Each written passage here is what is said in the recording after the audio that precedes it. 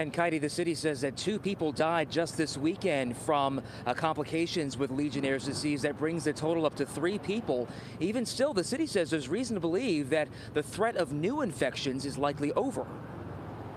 It's one of these stories where it seems like it's not going to affect you, but then you're thinking, well, as I travel around the city throughout the day, I might be exposed to that kind of water. A concern for New Yorkers and public health officials alike, especially with huge public spaces like museums. The Met, one of more than 70 buildings, ordered to undergo mandatory cleaning of its cooling towers this week after traces of Legionella bacteria were found. It is a big concern, and if they say they're taking care of it, how well do we know that they're taking care of it?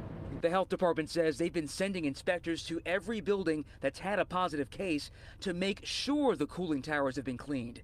They also say data shows a sustained decline in new cases, leading officials to believe the source of the outbreak has likely been eliminated. I'm relieved to hear that the outbreak is contained. The latest numbers show 74 people with confirmed cases, 8 of whom are hospitalized. 51 people have been discharged, and sadly, now 3 people have died. It's definitely a huge concern, and I hope everyone is taking the right precautions, and I hope the city is doing what they need to do to keep us all safe. Breathing in that bacteria can cause pneumonia, potentially deadly among younger and older people, as well as those with compromised immune systems. City Health Commissioner Dr. Alistair Martin on Pix 11 News last week. What folks can do in the meantime is, if they live in those 3 zip codes, 10028, 10128, or 10075, and they have things like cough, fever, shortness of breath, they have to go see a doctor and get evaluated because this is eminently treatable, and that's what the data is showing.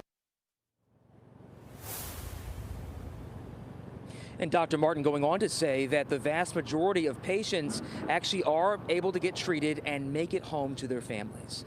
Reporting live here on the Upper East Side, Derek Waller, Pix 11 News.